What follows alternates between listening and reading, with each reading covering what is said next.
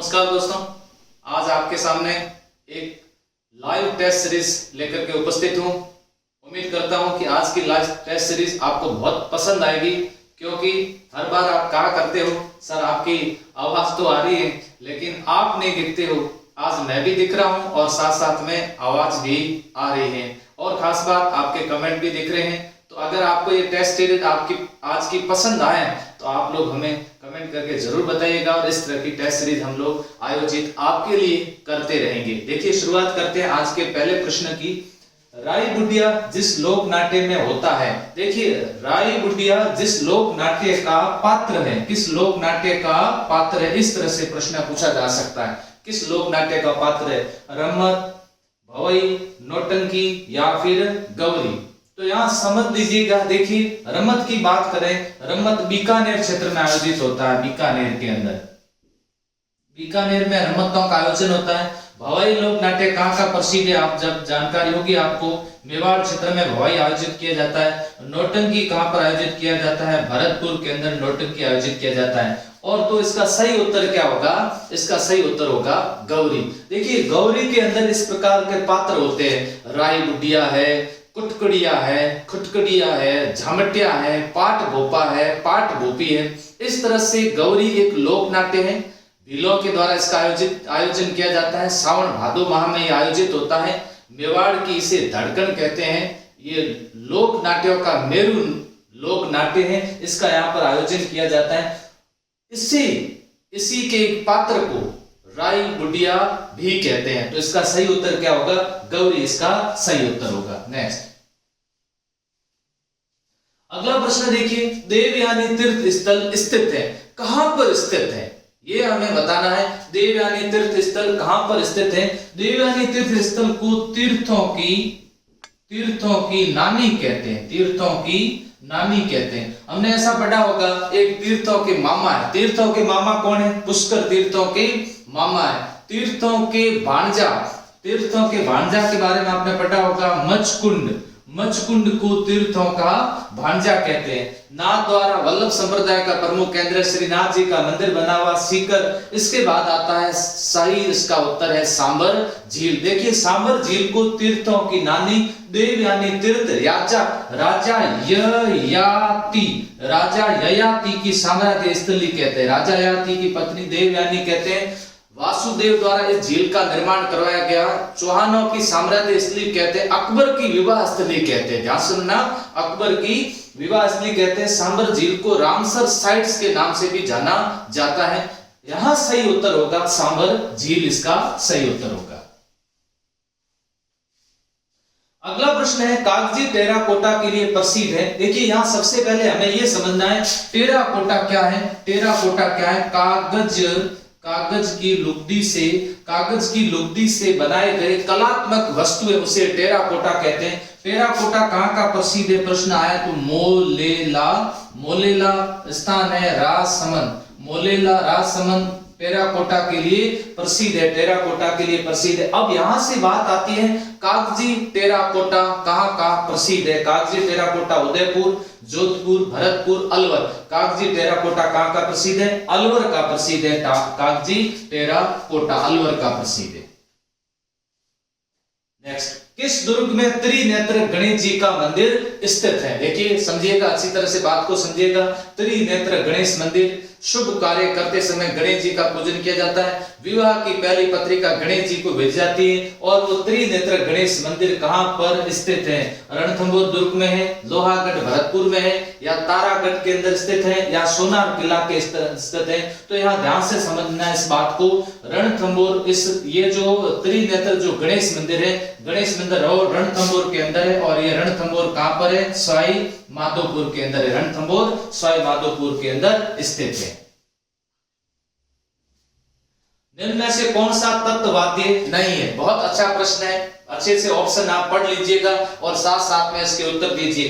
तत्ववाद्य वो है जिसमें तार होते हैं, जो तार से बने होते हैं उसे तत्ववाद्य कहते हैं। देखिए, जंतर एक तत्ववाद्य यंत्र है। रावण अथा आधे कटे नारियल से बना वाद्य यंत्र, ये भी तत् है।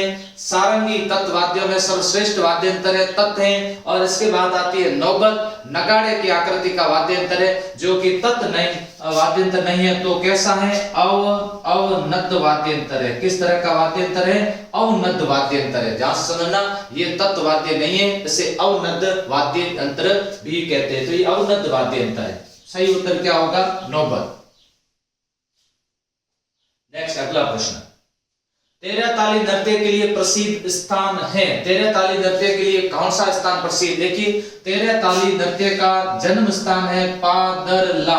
पादरला पाली तेरह ताली नृत्य का जन्म स्थान है। मांगी बाई इसकी प्रसिद्ध कलाकार है। मांगी बाई इसकी प्रसिद्ध कलाकार है तेरह ताली नृत्य। तो ये कहां पर प्रसिद्ध है? गोगा मेला में है, तेजा मेला में है, लखी मेला में है, या रामदेवरा मेला के अंदर कहां का ये प्रसिद्ध स्थान है? तो यहाँ ध्यान से समझिएगा, तेरह ताली नृत्य आपके उत्तर अच्छी तरह से आ रहे हैं, सही उत्तर दे रहे हो। और ये तेरह ताली कौन सा? रामदेव जी के मेले का प्रसिद्ध है। इस तेरह ताली नृत्य एकमात्र ऐसा नृत्य है जो बैठ करके किया जाता है, बैठ कर किया जाने वाला नृत्य है। और ये कहाँ का प्रसिद्ध है? ये रामदेवरा मेले का प्रसिद्ध है तेरह ताली नृत्य। नेक्स्ट अगला, राजस्थान में भोपों का मुख्य वाद्य यंत्र कौन सा? देखिए, भोपों का मुख्य वाद्य यंत्र कौन सा? रात्रि जागरण वगैरह के अंदर जो भोपा होता है उसके पास में वो वाद्य यंत्र होता है। बाकी जो उसके असिस्टेंट होते हैं उसके पास में वो दूसरा छोटा सा वाद्य यंत्र होता है, जिसे मंजीरा कहते हैं। तो भोपों का प्रमुख वाद्य यंत्र कौन सा? तंदूरा है। रावण अथा है। देखिए, रावण अथा किसका है? रावण अथा पड़ का प्रमुख वाद्य यंत्र अगर आपसे पूछे तो रावण अथा। अलगोजा किसका है? चरवाहों का वाद्य यंत्र। अलगोजा चरवाहों का वाद्य यंत्र है। अलगोजा राजस्थान का राज्य वाद्य यंत्र है। ध्यान से समझना, अलगोजा राजस्थान का। और लंगा मंगनियारों का प्रमुख वाद्य यंत्र कौन सा? कमायचा। पद्मश्री विजेता साकर कमाल खां का प्रसिद्ध वाद्य यंत्र कौन सा है? कमायचा। तो ये लंगा मंगनियारों का प्रमुख वाद्य यंत्र है। पीछे कौन सा रहा? तंदूरा जिसे चो तारा भी कहते हैं, चो तारा। और ये भोपों का प्रमुख वाद्य यंत्र है। भोपों का प्रमुख वाद्य यंत्र है।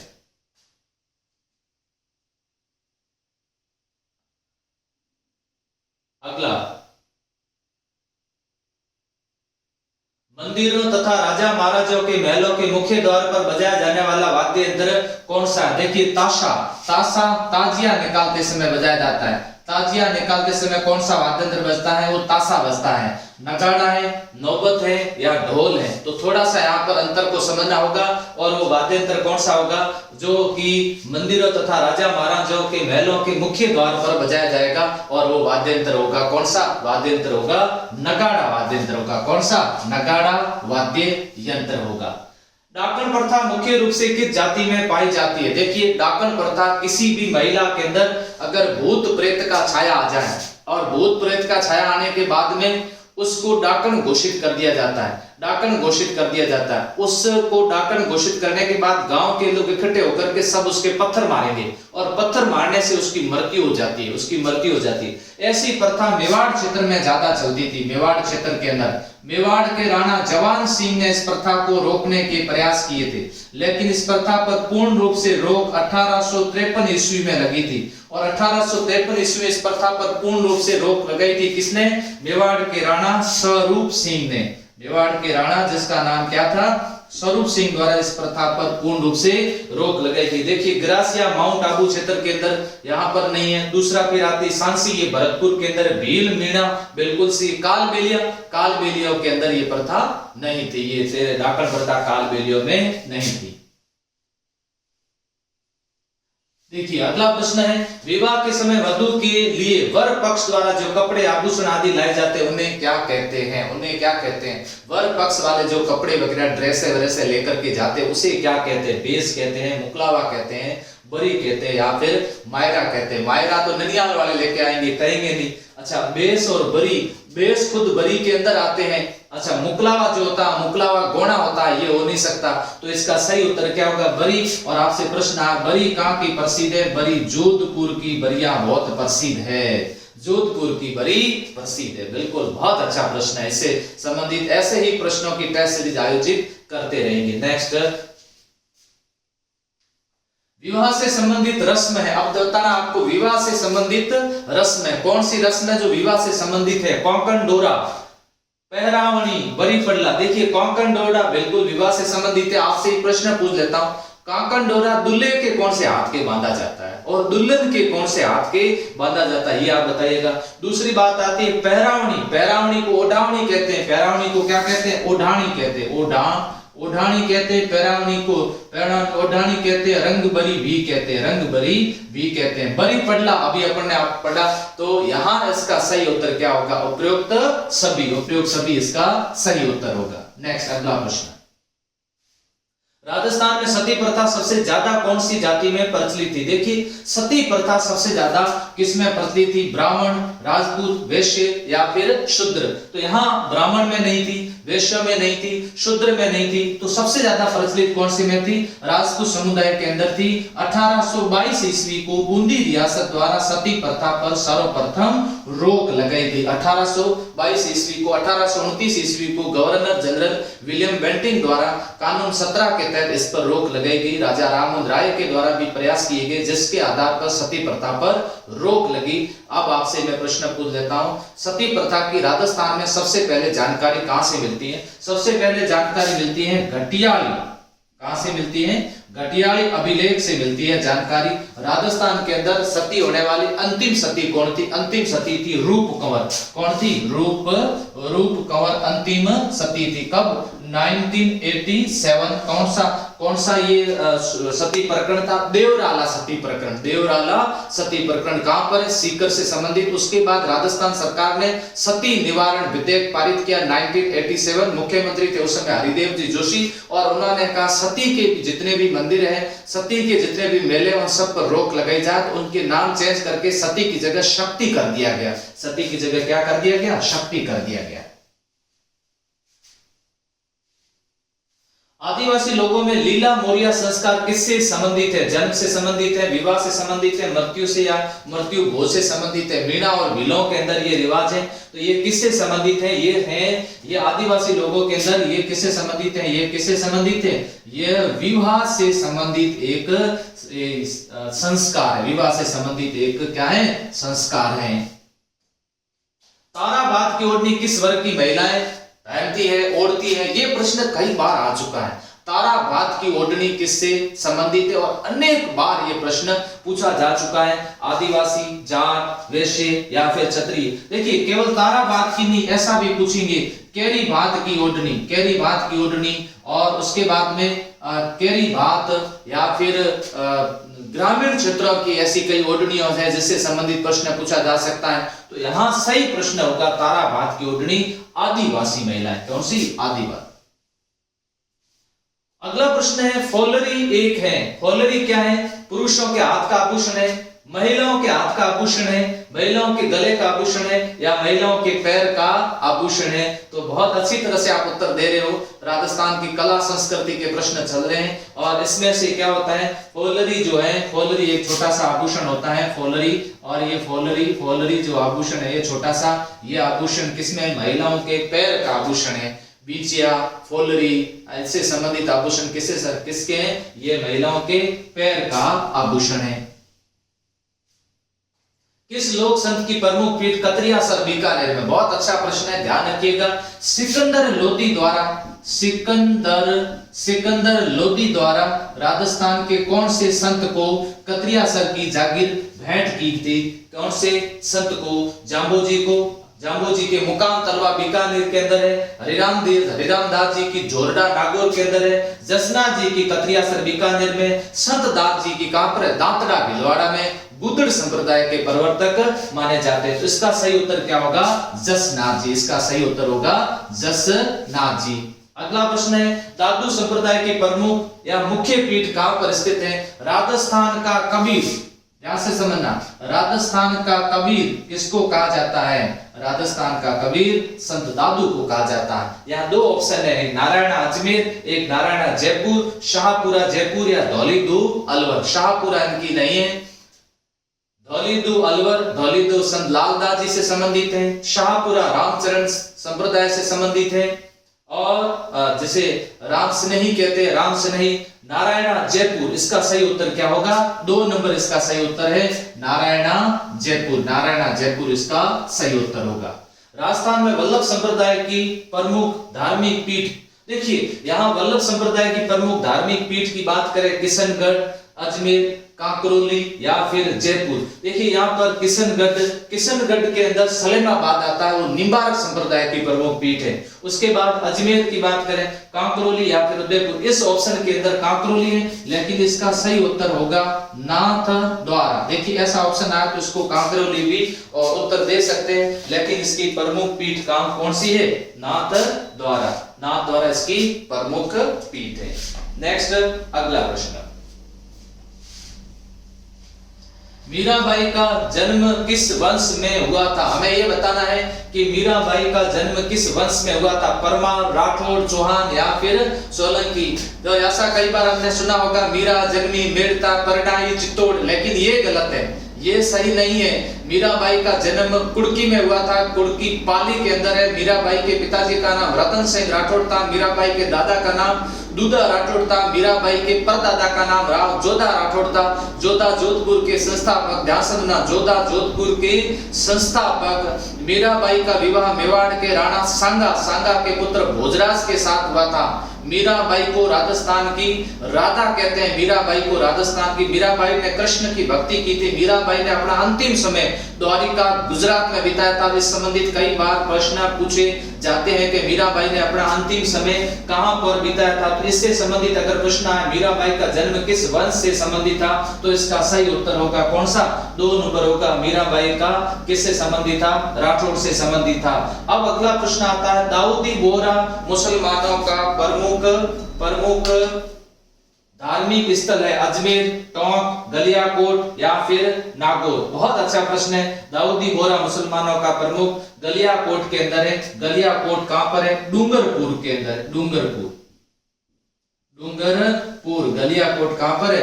डूंगरपुर के अंदर है। और रमकड़ा उद्योग का कारखाना, जिस प्रकार कांकरोली के अंदर टायर ट्यूब का कारखाना, वैसे वहां पर गलियाकोट के अंदर रमकड़ा उद्योग का कारखाना है। अगला प्रश्न देखिए, राजस्थान के किस जिले में निम्बार्क पीठ स्थित है? अभी अपने डिस्कस हुआ था, निम्बार्क पीठ कहां पर स्थित है? अजमेर में, जोधपुर में, जयपुर में, उदयपुर में, सलेमाबाद, किशनगढ़, अजमेर। राधा वल्लभ संप्रदाय भी कहते हैं इसे राधा वल्लभ संप्रदाय भी कहते हैं। निम्बार्काचार्य जी, इस ध्यान से सुनना, निम्बार्काचार्य जी इसके संस्थापक माने जाते हैं। और ये कहां पर है? सलेमाबाद, किशनगढ़, अजमेर के अंदर है। सलेमाबाद, किशनगढ़, अजमेर के अंदर है। कौन सा संप्रदाय पर्यावरण सुरक्षा हेतु प्राणों तक का बलिदान कर देने के लिए प्रसिद्ध है? ऐसा कौन सा है जो प्राणों तक बलिदान, उस संप्रदाय के बारे में कहा जाता है, उस संप्रदाय के बारे में कहा जाता है कि लीला रुखनी गावना ने गावे दियो प्राण, सिर साटे वृक्ष बचे तो भी सस्तो जान। वृक्षों से संबंधित बलिदान दिया है। 1730 के अंदर ये बलिदान हुआ था, जो वृक्षों से संबंधित बलिदान था। जसनाती, बिश्नोई, लालदासी या फिर राम स्नेही संप्रदाय। तो ये जाम्बुजी संबंधी संप्रदाय है जिसके द्वारा ये बलिदान दिया गया। जो बलिदान था खेजड़ली बलिदान आज भी याद किया जाता है। प्रतिवर्ष 12 सितंबर को खेजड़ली दिवस मनाया जाता है। और भाद्रपद शुक्ला दशमी को खेजड़ली मेला लगता है। और भाद्रपद शुक्ला दशमी को ही तेजा दशमी मनाई जाती है। राजस्थान में भक्ति आंदोलन की अलग जगाने वाले कौन थे? भक्ति आंदोलन की अलग किसने जगाई थी? सबसे पहले भक्ति आंदोलन की शुरुआत किसने की थी? सुंदरदास जी, धनाजी, मीराबाई या संत पीपाजी। गागरोन के जो राजा थे जिनका नाम था प्रताप सिंह खींची ने अपना राजपाट अचलदास खींची के पक्ष के अंदर त्याग करके और राजस्थान के अंदर भक्ति की अलग जगाई थी। भक्ति की अलग जगाने वाले दर्जी समुदाय के आराध्य देव जो संत पीपा का मंदिर गागरोन में बना हुआ, संत पीपा का मंदिर समुद्री बाड़मेर में बना हुआ, टोडा ग्राम टोंक के अंदर संत पीपा की गुफा बनी हुई है। तो ये थे संत पीपा। मारवाड़ के पंच पीरों में कौन सम्मिलित नहीं है? पाबू हड़बू रामदेव मांगलिया मेहा पांचों पीर पधारजो गोगा जी गिहा। तो राजस्थान के पंच पीर मैंने बता दिए। इस पंच पीरों में कौन शामिल नहीं है? गोगा जी, मेहा जी, रामदेव जी, तेजा जी। और मैं ये कई बार का प्रश्न में बताता रहता हूं, तेजा जी से संबंधित जब भी प्रश्न याद रखना, खड़नाल, नागौर और तेजा जी पंच पीरों में शामिल नहीं है, लेकिन पंच पीरों के अलावा सबसे लोकप्रिय लोक देवता पंच पीरों में शामिल नहीं है। तो इसका सही उत्तर होगा, क्या होगा? तेजा जी। तेजा जी पंच पीरों में शामिल नहीं। राजस्थान के जवानों में श्रद्धे देवी के रूप में किसे पूजा जाता है? राजस्थान की कौन सी देवी को रुमाल वाली देवी कहते हैं? रुमाल वाली देवी कहते हैं। बीएसएफ के जवानों की देवी कहते हैं खोड़ियार माता, तनोटिया माता, करणी माता या फिर अंबा माता। तो इसका सही उत्तर बहुत जल्दी से आपके कमेंट आ रहे हैं और आप लोग आज 100% सही करोगे, एक भी आपका गलत नहीं होगा, मुझे ऐसी उम्मीद है।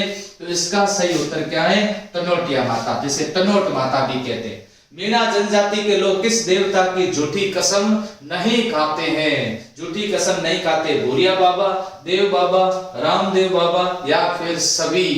किसकी झूठी कसम नहीं खाते हैं आप लोग जल्दी बताइए। और मीणा किसकी? भूरिया बाबा की झूठी कसम नहीं खाते हैं। भूरिया बाबा की कभी भी झूठी कसम नहीं खाते हैं। और भील समुदाय के बारे में कहा जाता है कि हाकिम राजा का प्याला पीकर कभी झूठ नहीं बोलते हैं। तो इसका सही उत्तर क्या होगा? इसका सही उत्तर होगा भूरिया बाबा।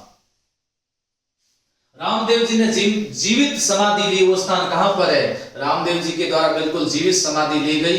रामदेव जी जीवित समाधि राम सरोवर रुणेचा, गोगामेड़ी, सुरसुरा या फिर पोकरण। देखिए यहां समझने की कोशिश करना, पोकरण जैसलमेर या राम सरोवर रुणेचा। राम सरोवर रुणेचा पोकरण में आता है, तो सही उत्तर देना होगा राम सरोवर रुणेचा। सुरसुरा तेजा जी संबंधित है, गोगामेड़ी संबंधित। तो इसका सही उत्तर 1 नंबर होगा, 1 नंबर इसका सही उत्तर होगा।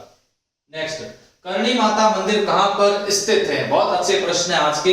देशनोक बीकानेर, कोलायत बीकानेर, लोदरवा जैसलमेर, इनमें से कोई नहीं। चूहा वाली देवी चारण समाज की कुल देवी। करणी माता का मंदिर कहां पर स्थित है? तो करणी माता का मंदिर स्थित है देशनोक बीकानेर के अंदर स्थित है। देशनोक बीकानेर 1 नंबर उत्तर इसका सही होगा, 1 नंबर उत्तर सही होगा। ऊंटों के देवता के रूप में कौन से देवता को जाना जाता है? कौन से देवता को ऊंटों के देवता के रूप में जानते हैं? तेजा जी, पाबू जी, हड़बू जी या फिर मेहा जी? कौन से देवता को ऊंटों के देवता के रूप में? ऊंट लाने का श्रेय किसको दिया जाता है? मारवाड़ में सबसे पहले ऊंट कौन लाए थे? तो यहाँ तेजा जी नहीं। तेजा जी को गायों का रक्षक देवता माना जाता है। तेजा जी को सांपों का देवता माना जाता है। तेजा जी के अलावा बात आती है पाबू जी। पाबू जी लक्ष्मण के अवतार है और बाबू जी ही ऊंट लेकर के आए थे। बाबूजी ही मारवाड़ में सबसे पहले ऊंट लेके, उसके बाद में हड़बू जी नहीं। हड़बू जी पंगु गायों के लिए चारा वगैरह लेके आते थे, शकुन शास्त्र के ज्ञाता है। और उसके बाद मेहा जी नहीं। तो इसका सही उत्तर क्या होगा? ऊंट लाने का श्रेय किसको है? 2 नंबर इसका सही है, बाबू जी। नेक्स्ट अगला प्रश्न है, 4 हाथ वाले देवता के रूप में कौन विख्यात है? कौन 4 हाथ वाले देवता? जब चित्तौड़ का तीसरा शाखा हो रहा था, जयमल जी राठौड़ के ऊपर बैठ करके युद्ध लड़े थे और 4 हाथों वाले देवता के रूप में प्रसिद्ध हो गए। वीर तेजा जी, वीर फता जी, वीर कला जी या वीर जुंझार जी। जिसको नागराज का अवतार, जिसको शेषनाग का अवतार के नाम से जाना जाता है, वो व्यक्ति कौन था? और वो व्यक्ति कौन था? वो था वीर कला जी। तो इसका सही उत्तर कौन सा होगा? 3 नंबर इसका सही उत्तर होगा, वीर कला जी। भूमि के देवता के रूप में कौन? भूरिया बाबा, भौमिया जी, देव बाबा या फिर बिग्गा जी। बिग्गा जी जाखड़ समाज के कुल देवता है। जाखड़ समाज के कुल देवता है। देव बाबा नगला जहाज भरतपुर के अंदर इनका मंदिर बना हुआ। देव बाबा की स्मृति में चरवाहों को भोजन करवाया जाता है। भौमिया जी या भूरिया बाबा मीणा समुदाय से संबंधित है। तो इसका सही उत्तर क्या होगा? इसका सही उत्तर होगा भौमिया जी। इसका सही उत्तर कितने नंबर? 2 नंबर इसका सही उत्तर होगा, जो कि आप लोग आज बहुत अच्छी तरीके से सभी अच्छे से उत्तर दे रहे हो और बड़ा हमें भी अच्छा आनंद आ रहा है। और कोशिश करेंगे कि इस तरह की टेस्ट सीरीज अपन नियमित रूप से आयोजित करते रहेंगे। अभी थोड़ा 2 दिन कुछ व्यवधान होने के कारण आपके सामने उपस्थित नहीं हो पाया, अब आगे से रेगुलर उपस्थित रहूंगा। कौन सा युग्म संगत है? गोगा जी, ददरेवा, चूरू। तेजाजी खडनाल नागौर, बाबूजी कोड़ोमन फलोदी, देव बाबा मालानी बाड़मेर। सही तरह से समझ लीजिएगा कौन सा आ संगत है। नगला जहाज, नगला जहाज भरतपुर, नगला जहाज भरतपुर। तो ये असंगत कौन सा होगा?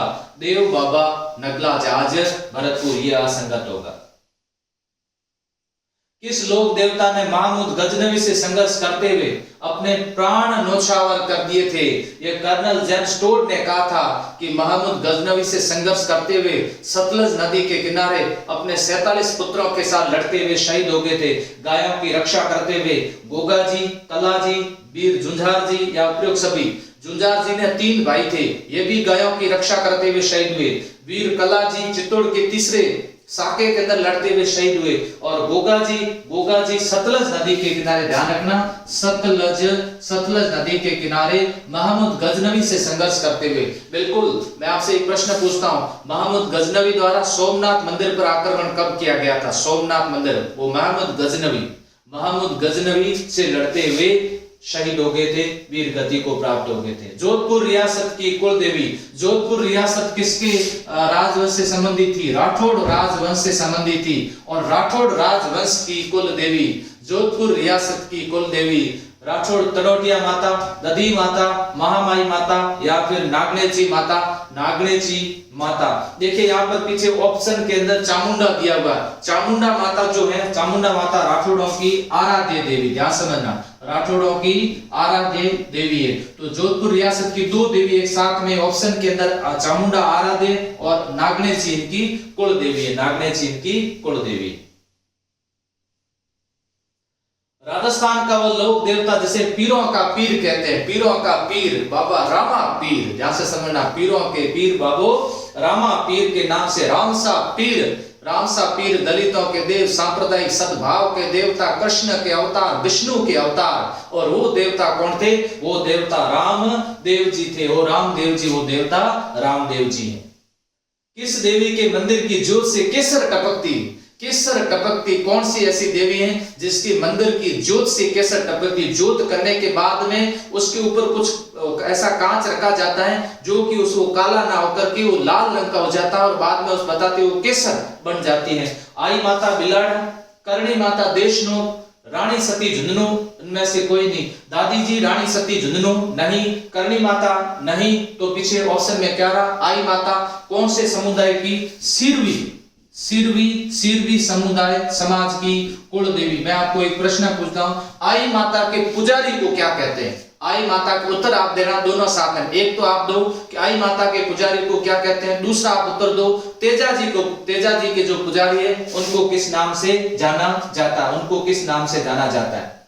गुड फ्राइडे कब मनाया जाता है? गुड फ्राइडे, अच्छा हुआ, गुड फ्राइडे, ध्यान से सुनना, गुड फ्राइडे कब मनाया जाता है? अप्रैल का प्रथम रविवार, ईस्टर के पूर्व वाला शुक्रवार, ईस्टर के बाद वाला शुक्रवार या अप्रैल का प्रथम शुक्रवार। देखिए यहाँ एक बहुत अच्छी तरह से समझना होगा कि गुड फ्राइडे कब मनाया जाता है। यहाँ देखिए, यहाँ हम बात करते हैं 25 दिसंबर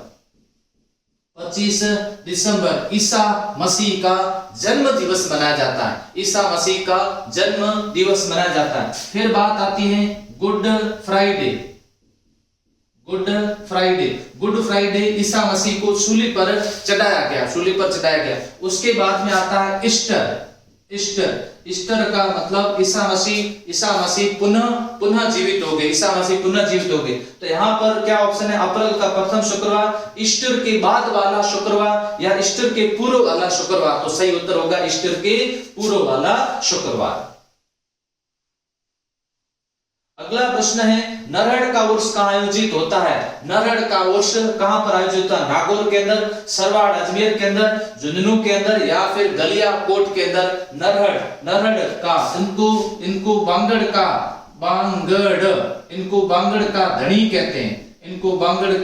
धनी कहते हैं। नरहड़ का उर्स कहाँ पर?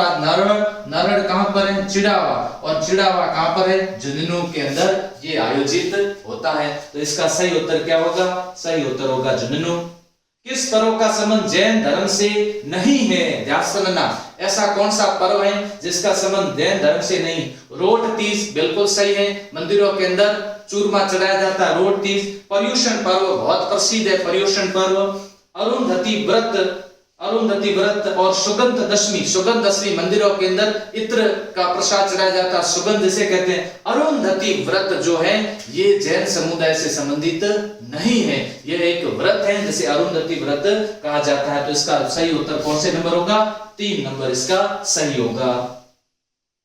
बिना ईसर की गौर कहाँ पूजी जाती है? बहुत अच्छा प्रश्न है। कहां पर बिना ईसर की गौर का पूजन किया जाता है? जोधपुर, चूरू, उदयपुर, जैसलमेर, ऐसे कौन से स्थान है जहां पर बिना ईसर की गौर पूजी जाती है? तो यहाँ बहुत अच्छी तरह से आपके प्रश्न आ रहे हैं, आपके कमेंट आ रहे हैं, मैं देख रहा हूं। बिना ईसर की गौर कहां पूजी जाती है? जोधपुर में, चूरू में, उदयपुर के अंदर या फिर जैसलमेर के अंदर। और इसका सही उत्तर क्या होगा? जैसलमेर के अंदर। जैसलमेर के अंदर इसका पूजन किया जाता है।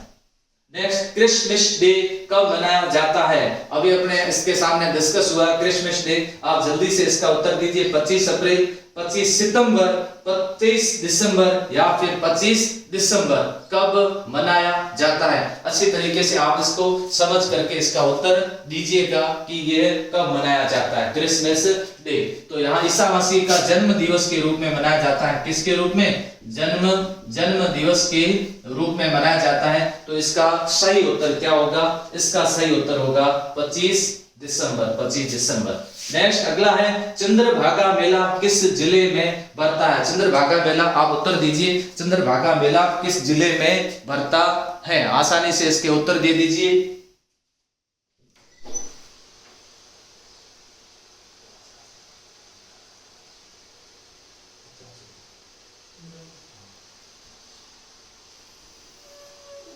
झालावाड़ में, बांसवाड़ा में, जैसलमेर के अंदर या फिर डूंगरपुर के अंदर चंद्रभागा मेला कहां पर बढ़ता है? तो इसका उत्तर सही आपने बताया, इसका सही उत्तर नंबर 1 है, झालावाड़ के अंदर चंद्रभागा मेला भरता है। नेक्स्ट अगला प्रश्न है, लोक देवता पापू जी का जन्म स्थान? बिल्कुल, जितने भी लोक देवता है उन सबके जन्म स्थान, राजस्थान के जितने भी संत हैं उन सभी के जन्म स्थान, उनके मंदिर कहां पर है और उनकी प्रमुख पीठ कौन सी है और वहां पर कब मेला लगता है, ये सभी आप याद अवश्य करें। इससे संबंधित प्रश्न पूछे जाते हैं। देखिए, कोडूमंड, फलौदी, जोधपुर, ऊंडू जो यहाँ पर ऊंडू के पास में स्थान पड़ता है, कश्मीर, वहां रामदेव जी का है, रामदेव जी का। बिराटिया रामदेव जी संबंधित है। सुरता खेड़ा चित्तौड़ ये रामदेव जी से संबंधित है। तो यहाँ सही उत्तर क्या होगा? कोडूमंड, फलौदी, जोधपुर, जिसे वर्तमान के अंदर पाबू कोडूमंड भी कहते हैं, इसे पाबू कोडूमंड भी कहते हैं। तो ये लोक देवता है जिसका संबंध है। ऊंटों की पालक जाति राइका, रेबारी जाति के आराध्य देव किसको माना जाता है? देखिए,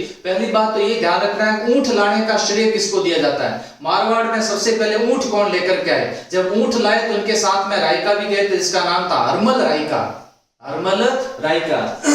तब से ये उनके आराध्य देव हो गए, पाबूजी, गोगाजी, तेजाजी, रामदेव जी। ध्यान रखना है, रामदेव जी का इससे कोई संबंध नहीं है। तेजाजी सांपों के देवता है, उनका भी इससे कोई संबंध नहीं है। गोगाजी नहीं हो सकते, और कौन है? पाबूजी। तो इसका सही उत्तर क्या होगा? पाबूजी इसका सही उत्तर है। इसका सही उत्तर क्या होगा? पाबूजी इसका सही उत्तर है। सही उत्तर के रूप में आप पाबूजी इसका उत्तर दे सकते हैं। अगला प्रश्न है,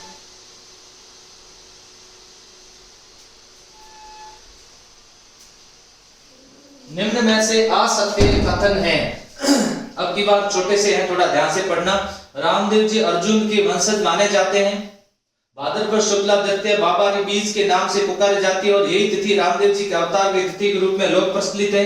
रामदेव जी के नाम पर भाद्रपद द्वितीया एकादश रात्रि जागरण किया जाता है, जिसे जम्मा कहते हैं। रामदेव जी डाली बाई के भक्त थे। रामदेव जी डाली बाई के भक्त थे। क्या थोड़ा सा समझने की कोशिश करना। अब आपने असत्य कथन को पहचान लिया होगा, असत्य कथन पहचान लिया होगा। डाली बाई जो थी, डाली बाई रामदेव जी की मुंह बोली बहन थी। रामदेव जी की क्या थी? मुंह बोली बहन थी। इसलिए ऑप्शन नंबर कौन सा? 4 नंबर ऑप्शन सही होगा। 4 नंबर ऑप्शन।